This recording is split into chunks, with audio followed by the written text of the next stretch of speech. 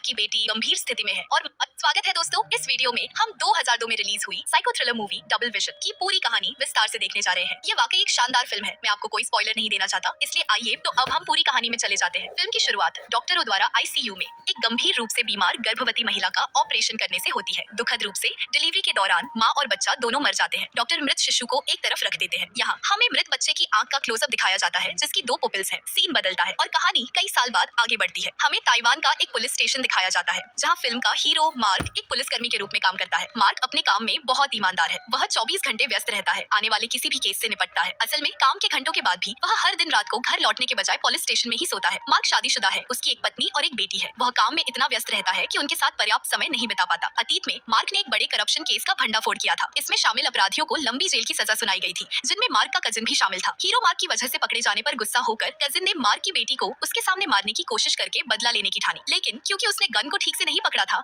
गोली ने हीरो की बेटी के हेड को हल्का सा स्क्रैच किया और उसी को लग गई, जिससे कजिन मौके पर ही मर गया। अस्पताल में मार्क की बेटी की जांच करने वाले डॉक्टर ने कहा कि उसे कोई बड़ी चोट नहीं लगी है और वह जल्द ही सामान्य हो जाएगी, लेकिन इस घटना के कारण हीरो की बेटी मानसिक रूप से प्रभावित हुई। इस वजह से उसने किसी से भी बात करना पूरी तरह से बंद कर दिया। घटना को 2 साल बीत जाने के बाद भी उसने एक शब्द भी कहने के लिए अपना मुंह नहीं खोला है। मार्क की बेटी गंभीर स्थिति में है और मार्क उसकी स्थिति बदलने की कोशिश करने के लिए कई डॉक्टरों से सलाह लेता है। हालांकि माइम की हालत में कोई सुधार नहीं होता है। अब भी मार्क काम में कितना भी व्यस्त क्यों न हो, वह अपनी पत्नी और बेटी को आर्थिक मदद देना जारी रखता है। अगले दृश्य में एक कंपनी दिखाई जाती है। कंपनी के सीईओ से मिलने गए पर्सनल असिस्टेंट को जब वह मृत पड़ा मिलता है तो वह डर जाती है और तुरंत पुलिस को इसकी सूचना देती है। मार्क और उसके अधिकारी इस हत्या की जांच के लिए कंपनी आते हैं। पूरी जगह की जांच करने के बाद भी वे यह नहीं समझ पाते मौत कैसे हुई। जब पुलिस पर्सनल असिस्टेंट से पूछती है कि इतने गर्म दिन में भी ऑफिस का एसी बंद क्यों था, तो वह बताती है कि सीईओ ने मरने से पहले उन्हें ऑफिस के सभी एसी बंद करने के लिए कहा था। फोरेंसिक डॉक्टर सीईओ के मृत शरीर की जांच करता है और कहता है कि वह डूब गया था, क्योंकि उसके मृत शरीर में एक तरल पदार्थ जमा हो गया है, जो पानी में डूबने वाले लोगों के शरीर में बनता है। यह सुनकर पुलिस और भी उलझन में पड़ जाती है, क्योंकि मृत व्यक्ति उस दिन अपने ऑफिस से बाहर नहीं गया था।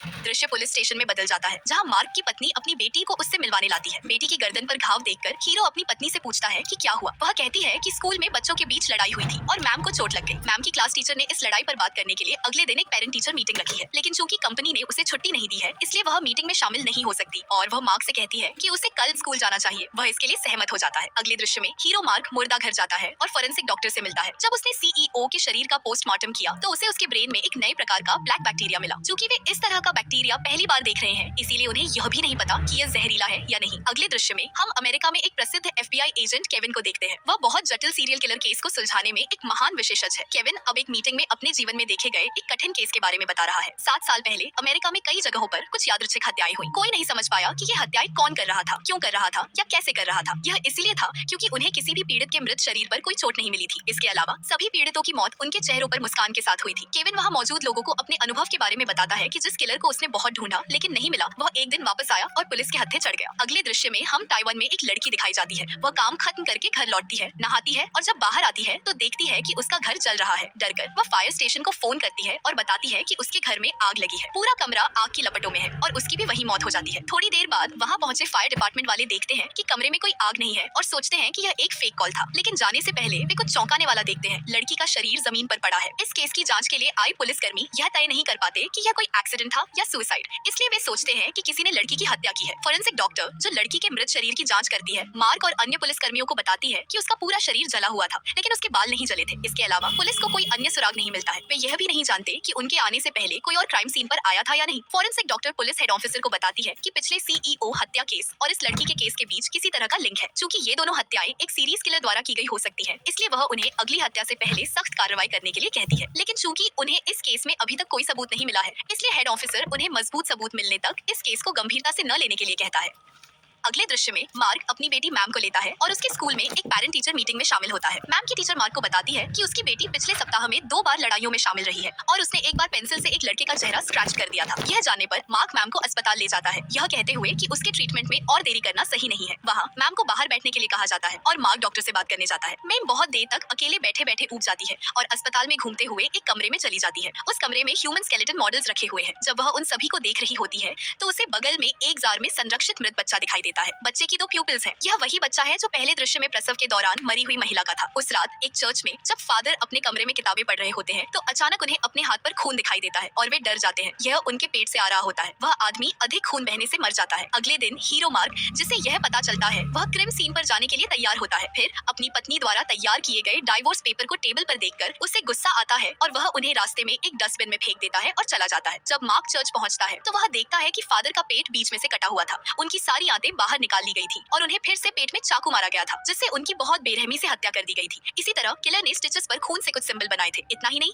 उन्हें उनकी नाक में ब्लैक किलर बैक्टीरिया भी मिला। इसके साथ पुलिस पुष्टि करती है कि एक सीरियल किलर ये सभी हत्याएं कर रहा है। अब यह मृत फादर एक अमेरिकन सिटीजन है। वह ताइवान और अमेरिका के बीच व्यावसायिक सौदों में शामिल एक बड़ा वीआईपी है, इसलिए मीडिया को इस केस के बारे में पता चलता है। इसलिए ताइवान पुलिस डिपार्टमेंट एक प्रेस मीट आयोजित करता है और उन्हें बताता है कि सीईओ केस और फादर केस आपस में जुड़े हुए हैं। इसलिए एफबीआई जल्द से जल्द इन केसेस को सुलझाने के लिए एक बहुत प्रसिद्ध serial killer case officer Kevin को ताइवान भेजने जा रहा है। इसलिए वे जनता को न डरने के लिए कहते हैं। उस रात काम के बाद मार्क अपनी बेटी से मिलने घर जाता है और वहाँ वह अपनी पत्नी को अपने साथ काम करने वाले एक आदमी के बहुत करीब देखता है। इस वजह से मार्क बहुत गुस्सा हो जाता है और हताशा में जगह छोड़ देता है। अगले दिन हीरो अमेरिका से ताइवान आए एक अधिकारी केविन को लेने जाता है। मार्क को छोड़कर ताइवानीज पुलिस में कोई भी इंग्लिश नहीं जानता है, इसलिए उनमें से कोई भी केविन की बातों का ठीक से जवाब नहीं दे पाता है। इसलिए केविन मार्क को लेता है और कोई सुराग मिल जाए यह जांचने के लिए चर्च जाता है। जब वह फादर के कमरे में एसी की जांच करता है तो केविन को उसमें एक सिल्वर कलर्ड बॉल मिलती है। उन्हें वही बॉल सीईओ के ऑफिस के एसी और मृत लड़की के कमरे में भी मिलती है। इन तीनों बॉल्स की पूरी जांच करने के बाद उन्हें पता चलता है कि इनमें पीड़ितों के शरीर में पाए गए वही ब्लैक कलर्ड बैक्टीरिया है। इसके साथ उन्हें पता चलता है कि किलर जिसे भी मारना चाहता है वह अपने घर के एसी में बैक्टीरिया वाली इस बॉल को शूट करने के लिए गन का उपयोग करता है। फिर जब पीड़ित एसी ऑन करते हैं तो बैक्टीरिया हवा में मिल जाता है और लोगों को प्रभावित करता है। उस दिन उसकी पत्नी मैम के साथ मार्क से मिलने पुलिस स्टेशन आती है। मैम को अकेला देखकर केविन उससे बात करने की कोशिश करता है, यह जाने बिना कि वह कौन है, लेकिन वह उसे बिल्कुल भी जवाब नहीं देती है। उसी समय मार्क की पत्नी वहाँ आती है और अपना और केविन का परिचय कराती है। केविन भी उससे अच्छे से बात करता है, इसलिए थोड़ी ही देर में मार्क की पत्नी केविन को अपनी सभी पारिवारिक समस्याएं बता देती है। जब वे इस तरह बात कर रहे होते हैं तो मार्क वहाँ वापस आता है। उसकी पत्नी हीरो को फिर से नए डिवोर्स एग्रीमेंट पेपर्स देती है और उसे उन पर साइन करने के लिए कहकर वहाँ से चली जाती है। हालांकि मार्क को यह पसंद नहीं आता है, इसीलिए वह इन पेपर्स को भी डस्टबिन में फेंक देता है। फादर के शरीर पर मिले मार्किंग्स क्या है, ये पता लगाने के लिए मार्क और केविन लाइब्रेरी जाते हैं और वहाँ के लाइब्रेरियन को उनकी तस्वीरें दिखाते हैं। उसके पास ऐसे सिंबल्स पर आधारित कई किताबें हैं। उनमें से केविन और मार्क उसे एक किताब दिखाते हैं और कहते हैं, मैं आपको ठीक नहीं बता सकता कि आपने मुझे जो फोटो में सिंबल दिखाया है उसका क्या मतलब है, लेकिन वह उन्हें एक मंदिर के बारे में सब कुछ बताता है जो उनके देश का एक बहुत ही प्राचीन मंदिर है। जब वे इस तरह बात कर रहे होते हैं तो हमें मंदिर दिखाया जाता है। कुछ लोग वहाँ एक व्यक्ति को लाते हैं और एक रीतीत के लिए बलिदान करते हैं। दूसरी ओर केविन और मार्क ने पीड़ित की नाक में पाए गए ब्लैक बैक्टीरिया को रिसर्च के लिए अमेरिका भेज दिया है। वे बैक्टीरिया का अध्ययन करते हैं और डॉक्टरों को अपनी रिपोर्ट देते हैं और पाते हैं कि यह बैक्टीरिया नहीं है बल्कि एक नए प्रकार का फंगस है जो उन्होंने पहले कभी नहीं देखा। जैसे ही कोई व्यक्ति इसे सांस लेता है यह उसके नर्वस सिस्टम को प्रभावित करता है, उसके ब्रेन को भ्रमित करता है और बहुत रियलिस्टिक इल्यूजन्स दिखाता है। यही कारण है कि अब तक मरे तीनों लोग यह समझने से पहले ही मर गए कि उनके साथ क्या हो रहा था। इसीलिए डॉक्टर समझाते हैं कि वे वास्तव में मानते थे कि वे आग में जल रहे हैं और पानी में डूब रहे हैं, इसलिए उनके शरीर ने भी उसी के अनुसार प्रतिक्रिया की। फिर हम देखते हैं कि मंदिर में सैक्रिफाइस किए गए व्यक्ति के मृत शरीर को वहाँ काम करने वाले दो लोग एक वैन में ले जा रहे हैं, लेकिन चूंकि सड़क पर ट्रैफिक लंबे समय से साफ नहीं हुआ है वे दोनों डर जाते हैं और बॉडी को वैन में छोड़कर भाग जाते हैं। यह जानने पर मार्क, केविन और अन्य पुलिस अधिकारी वहाँ आते हैं। जब वे मृत शरीर की जांच करते हैं तो उन्हें पता चलता है कि शरीर में हार्ट नहीं है। उन्हें शरीर में टॉयज सिंबल वाला एक पेपर भी मिलता है। तो अब तक 4 हत्याएं हो चुकी हैं।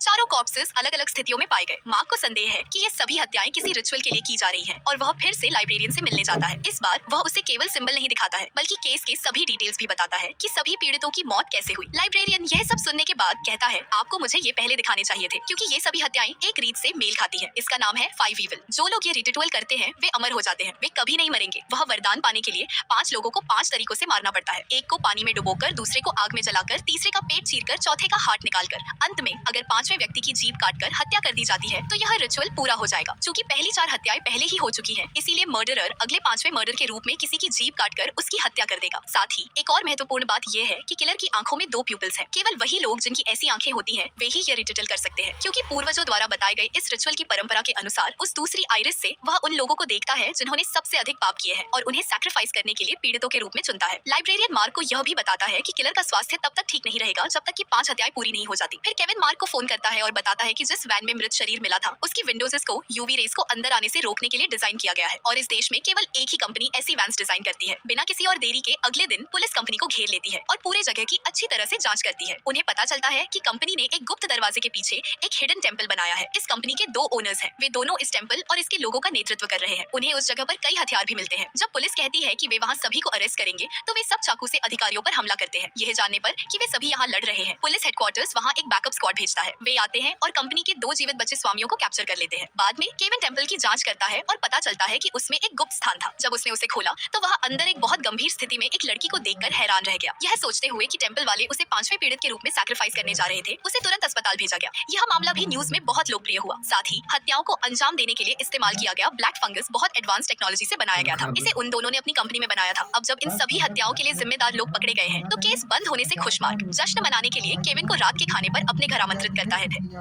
जब वे सब बात कर रहे होते हैं और हंस रहे होते हैं तो केविन उसे रात के खाने पर इनवाइट करने के लिए ताइवानीज में धन्यवाद कहने की कोशिश करता है। यह सुनकर मैम भी हंसती है। असल में 2 साल में यह पहली बार है जब वह हंसी है, इसलिए मार्क और उसकी पत्नी खुश हो जाते हैं। उस रात मार्क और केविन खूब ड्रिंक करते हैं और हॉल में सो जाते हैं। चूंकि यह केस खत्म हो चुका है, केविन कल अमेरिका वापस जा रहा है। जब मार्क अगले दिन उसे जगाने की कोशिश करता है कि वह केविन की फ्लाइट के लिए देर हो जाएगा तो वह बहुत डर जाता है कि केविन ने अपनी जीभ काटकर खुद ही मर गया है। मार्क तुरंत विभाग को इसकी सूचना देता है और वहाँ आने वाले पुलिसकर्मी ध्यान देते हैं कि केविन की नाक में भी फंगस है। केवल केविन ही नहीं बल्कि हीरो मार्क भी फंगस से संक्रमित है, इसलिए वे तुरंत उसे अस्पताल ले जाते हैं और उसका ट्रीटमेंट करते हैं। जब मार्क अस्पताल के बेड पर आराम कर रहा होता है तो वह सोचता है कि 5वीं हत्या कैसे हुई जबकि मर्डरर को पकड़ लिया गया था। फिर उसे लाइब्रेरियन द्वारा बताई गई हर बात याद आती है। किलर की आंखों में 2 प्यूपिल्स होनी चाहिए। लाइब्रेरियन के अनुसार कंपनी ओनर्स दोनों किलर नहीं है और उसके अलावा मंदिर में उन्हें जो एकमात्र लड़की जिंदा मिली थी वह घटना से ठीक नहीं हुई थी।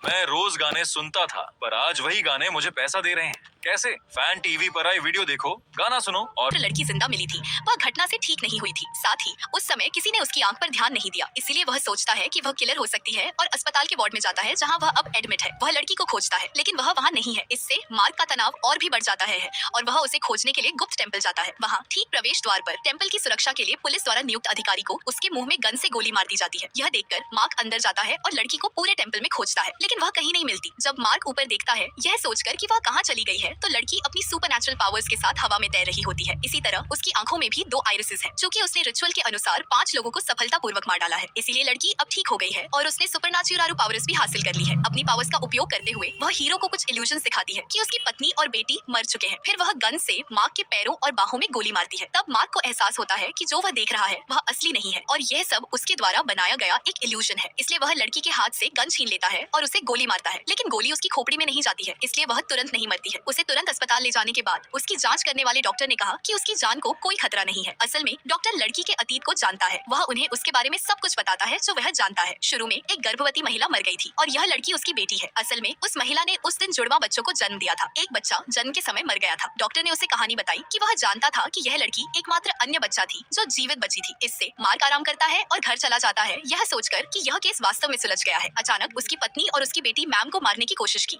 असल में मार्क थोड़ी देर के लिए लड़की द्वारा बनाए गए इल्यूजन में ही था। ठीक जब उसने उसे गोली मारी थी, उसे अस्पताल ले जाने और डॉक्टर द्वारा लड़की के अतीत के बारे में बताने, उसके घर जाने और अंत में उसकी पत्नी द्वारा मेम को मारने की कोशिश करने के विजन्स, ये सब इल्यूजन्स थे जो उसने उसे दिखाए थे। मेम को मरते हुए देखकर लड़की ने सोचा कि हीरो भी दुख में सुसाइड कर लेगा, लेकिन मार्क एक पुलिस अधिकारी है, इसीलिए वे एक केस के बारे में 5 या 6 कोणों से सोचते समय हमेशा सतर्क रहते हैं। इस वजह से वह मार्क को ठीक से कंट्रोल नहीं कर पाती है। उसी मौके का फायदा उठाकर मार्क इस बार उसे वास्तव में गोली मारता है। लड़की के मरने से पहले वह अपनी पोडरिस का उपयोग करती है और मार्क को थोड़ा बाद में मरवा देती है। जैसा कि सभी फिल्मों में होता है, इस फिल्म में भी हीरो और विलन के बीच लड़ाई के बाद पुलिस आती है।